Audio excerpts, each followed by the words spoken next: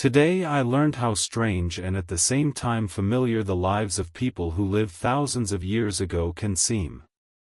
We often imagine Rome as something distant, harsh, majestic, arenas, gladiators, senators in togas. But if you look closer at everyday life, everything looks incredibly modern. For example, most residents of ancient cities, from Rome to Pompeii, didn't have kitchens in their homes. That didn't mean they starved, no. Cooking was simply taken out into public space. Imagine whole districts where on every corner you could buy hot bread, porridge, stewed meat, vegetables, or sweets.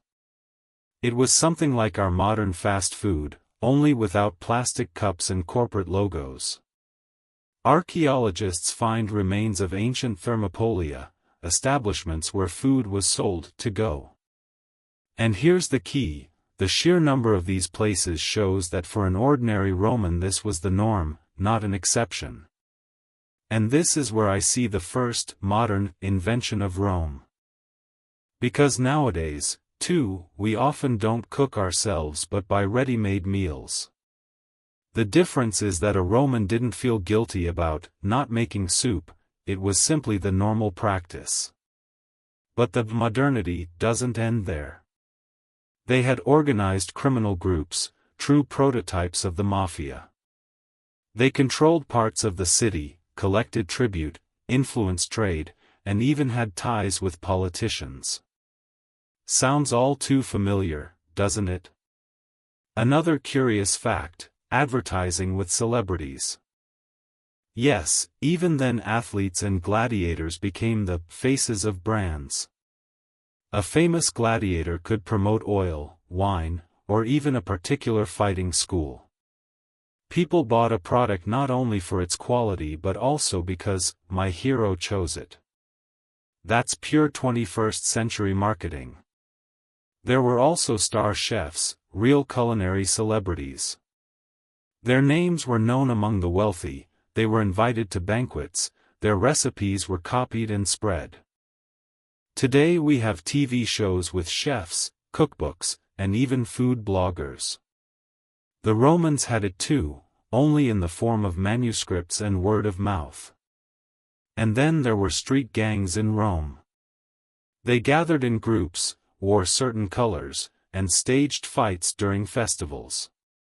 This resembles both football hooligans and modern teenage cliques that feud just for the sake of conflict itself. Trade guilds, another parallel. They worked almost like corporations, regulated prices, negotiated sales volumes, and created their own rules. Some were so influential that city-level decisions couldn't be made without their approval. And finally, tourism. Imagine, Egypt was already a popular travel destination during the Roman Empire. People went there not only for religious or military reasons but also to see the pyramids, the Sphinx, the temples. For them, that was already an ancient civilization. So 2,000 years ago, there were already tourist excursions to monuments that were ancient even back then. Even more striking, archaeology. Yes, the Romans already understood the value of the past. They collected antiquities, hoarded artifacts from other countries, and even described their finds. They were like collectors of history, seeing themselves not only as contemporaries but also as heirs of earlier cultures. Sometimes I catch myself thinking, we live in a digital age, but many aspects of society remain the same. People want tasty and quick food, seek thrills and spectacles, build corporations, fight for territory, travel, admire the ancient, and even collect it. But let's move on. Today I learned a story that could easily be a movie script. In the 1990s in Spain, one man managed to cheat a casino. Sounds like a myth, but it's real. He noticed that the roulette wheel had a defect, certain numbers came up more often than others. He began carefully recording the result of each spin. Then he used a computer for analysis, at that time something completely new in this context. The result? He won €600,000 in a single day. In total, he collected around $1 million. Of course, the casino didn't let it slide, they sued him.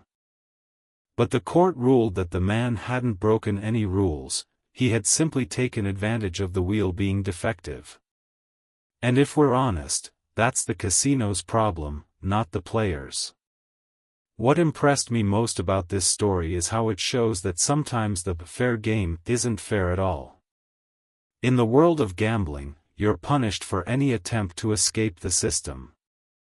And even if you win, they'll still find a way to take the money back.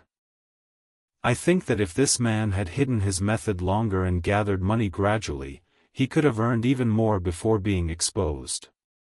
But at the same time, he was taking a risk, because casinos don't like people who win too often. As I think about this, another topic comes to mind: language and depression. Today I learned that people with depression really do speak differently. They use first-person pronouns more often, I, me, my. And that makes sense, since their thoughts are centered on themselves and their inner pain. Scientists even discovered that analyzing pronoun use predicts depression more accurately than looking for negative emotion words. Because sometimes a person won't say sad, bad, or hurts, but their speech still betrays their inner state. They stop saying we, they, you, because they lose the sense of connection with others. And here's what I think: language is not just a set of words. It's a mirror of the psyche. Sometimes even more precise than medical tests. Today I learned that in 2018, Japan experienced an incident that at first glance sounds like a joke. Minister Yoshitaka Sakurada, who was in charge of the country's cybersecurity, admitted that he had never used a computer in his life. And this was no joke. The man responsible for one of the most critical fields of modern times didn't even know how to turn on a laptop. In a world where every child uses a smartphone from an early age, such a confession sounded impossible. But if you think about it, it was actually a kind of protection. After all, if he didn't use computers himself, he couldn't be hacked. A paradoxical advantage: the best cybersecurity is complete absence of access to technology. And this reminded me of what one American military officer once said, that there are planes nobody can hack simply because there are no longer any people who understand their outdated operating systems. It turns out that sometimes, obsolete is the most reliable. But today I also learned about even more incredible stories. For example, about a man who had 3 penises. This came to light by accident. Medical students discovered the anomaly during the dissection of a 78-year-old body. 2 additional organs were tiny and non-functional, hidden deep in the scrotum. There's even a chance the man himself never knew about it. It turns out this condition is called diphallia, when a man has 2 penises. But it's extremely rare, 1 case in 5 million. Triphallia, when there are 3, has been recorded only once in medical history. And this very case was described in the British Medical Journal. Imagine living your entire life not even realizing you carried a unique trait found in almost no other human being on the planet. Stories like this are a reminder of just how strange human anatomy can be. Even after centuries of medicine, we still come across things that seem like science fiction. Speaking of experiments with the body, in the 2000s in Australia, officials tried to teach teenagers responsibility through practice. Girls were given interactive robo-babies that behaved almost like real infants, crying, demanding food, needing attention. The idea was simple: to show that motherhood is hard, and thus reduce the rate of teen pregnancies. But the result was the opposite. Those who participated in the program became pregnant more often than those who just attended ordinary health classes. Imagine, the intention was noble, but the outcome was reversed. Scientists followed the girls up to age 20 and found that among program participants, 17% had teenage pregnancies, while among the others the figure was only 11%. I think this worked as a paradox. The girls who had experience caring for electronic babies may have started thinking, well, I managed, I already sort of know what motherhood is like. That could have made them bolder in real relationships. Or perhaps this simulation of motherhood simply romanticized the idea. Either way, the outcome was completely unexpected. I recall a story from my Canadian friend. She also had one of these robo-babies. She said that once the doll started crying at 2 in the morning, and she slept right through it, even though the baby was next to her. But her mother, sleeping upstairs, still woke up. The teacher later explained, real mothers have a built-in alarm clock that responds to a baby's cry. That's how technology loses to biology. And now a bit about nature. Today I learned about the wara, the Falkland Islands wolf, which once lived on the Falklands. It was a unique predator unafraid of humans. On the contrary, it was so friendly that it approached boats and even swam up, since it had no instinct to perceive humans as a threat. Of course, it all ended tragically. Settlers decided such trustfulness made the animal too easy a target, and simply exterminated it. This became the first documented extinction of a canid species.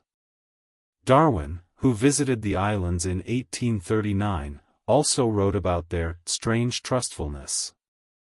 He believed this very trait made the wara vulnerable. And if you think about it, history repeats itself. Often those who are distrustful, aggressive, or cautious survive, while those who are open and friendly disappear. That applies not only to animals, but also to humans. Leaving those sad thoughts, I came across yet another amazing story, about infant nutrition. It turns out the likelihood of developing a peanut allergy decreases by 77% if peanuts are introduced into the diet at 4 to 6 months of age. Doctors once advised the exact opposite, to avoid peanuts in order not to trigger allergies. But it was noticed by chance that in Israel, peanut allergy rates were 11 times lower than in the UK. Why? Because there, a popular baby snack called bomba, peanut-flavored corn puffs, is eaten from infancy. Children literally grow up eating them. This discovery overturned medical practice. Instead of protecting the child from allergens, doctors now advise the opposite, give them earlier so the body adapts. This finding has already saved thousands of lives, since severe allergy can be fatal. All this makes me think, sometimes traditional advice can be wrong. And only by observing the everyday life of other cultures can we uncover the real cause of a problem. And now, a completely different dimension. Today I learned that during the Cold War there was a unique case. A KGB agent and a CIA agent tried to recruit each other but, eventually became friends. They both knew who the other was, but never said it outright. Their friendship lasted for years. At one point, the KGB even tried to break their own officer Vasilenko by lying to him. They told him Cuban intelligence had found a recording of his meeting with his American friend Platt. But Vasilenko remembered how Platt promised never to make recordings, and decided to trust his enemy more than his own colleagues.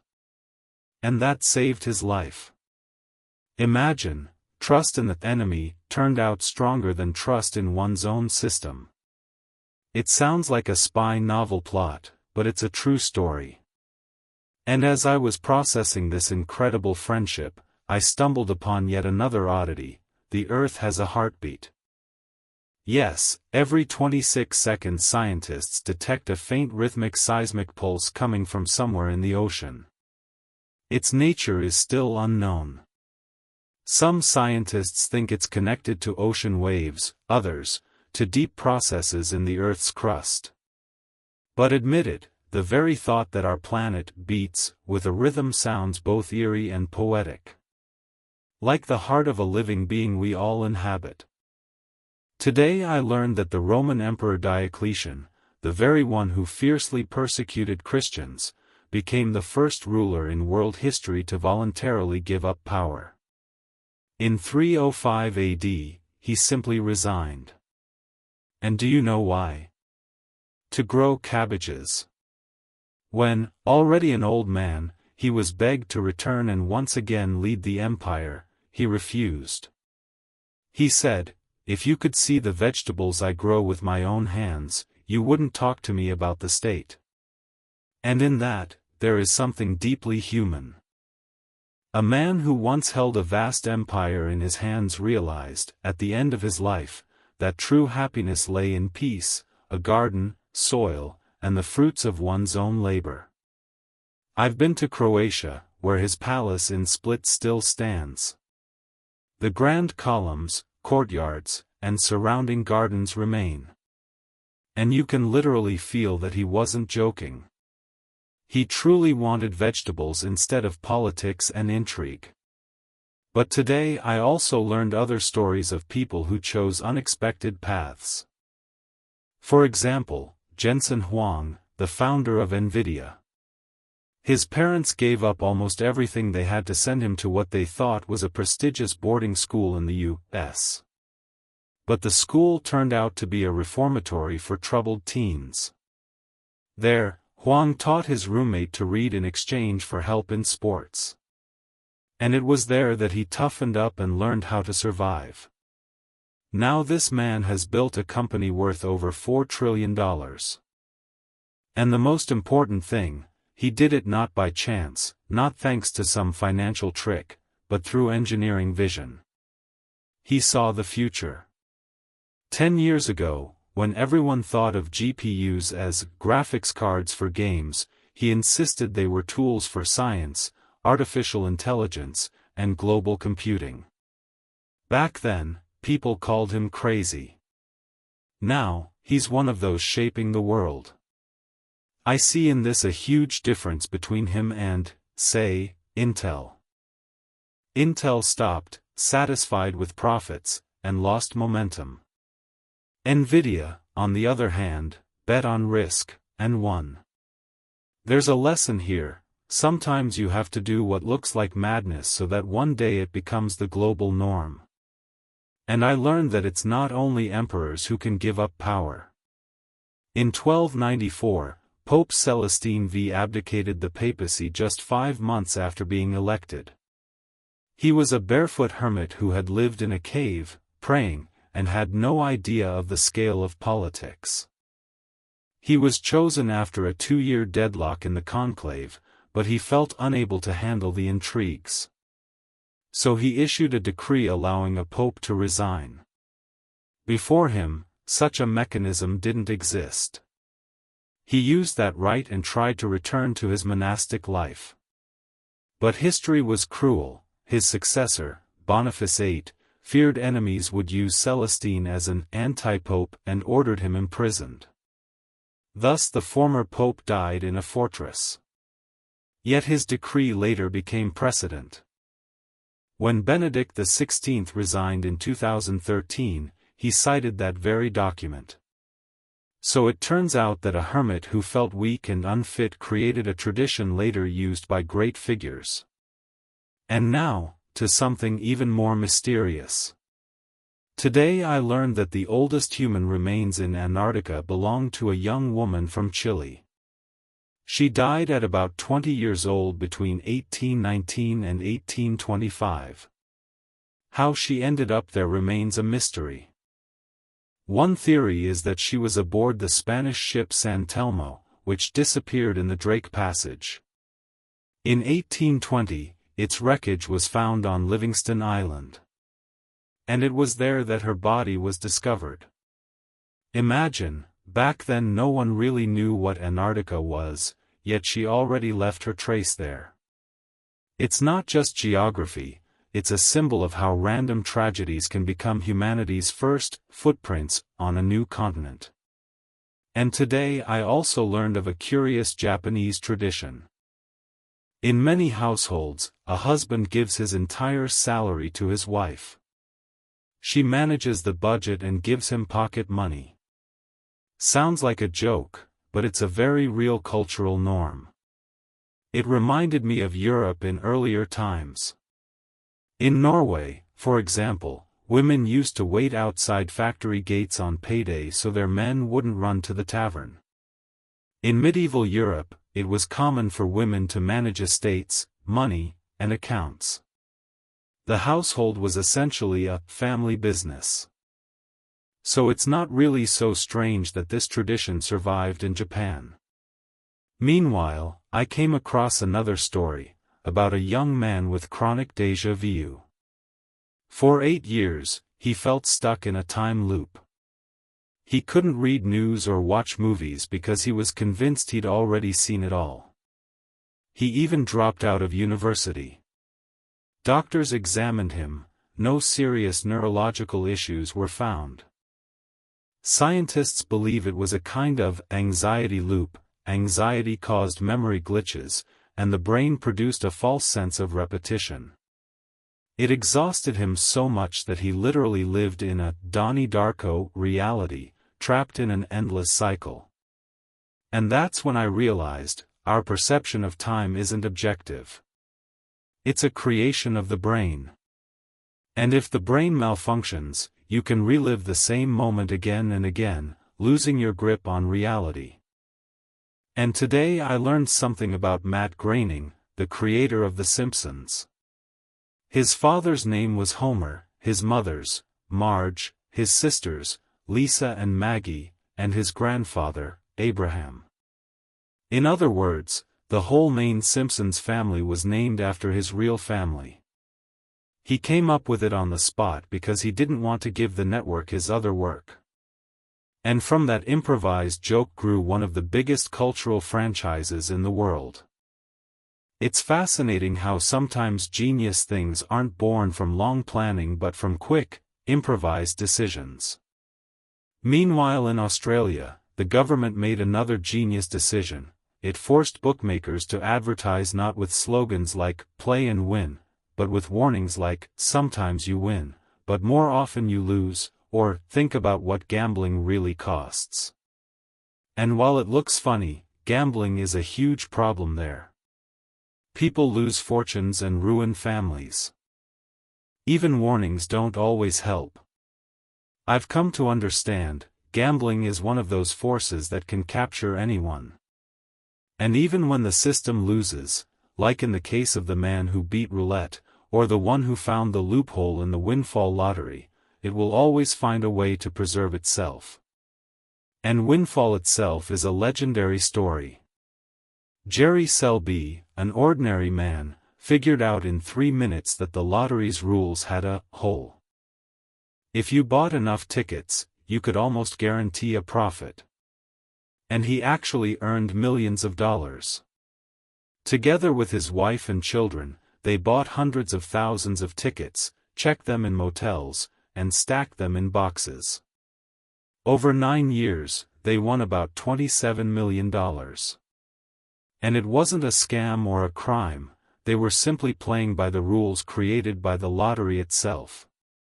At some point, they even formed a company and sold shares to others. Reading such stories, I think, maybe true geniuses aren't those who invent new technologies, but those who spot a system's flaws and know how to exploit them. And finally, one last story that amazed me. In 2020 in Italy, a man quarreled with his wife and went out to get some fresh air. But he didn't stop walking. He walked day after day, eventually covering 450 kilometers on foot. Police found him in another city. He was exhausted but alive. He had been walking an average of 60 kilometers a day. They fined him for violating curfew, and his wife came to take him home. To me, this feels symbolic.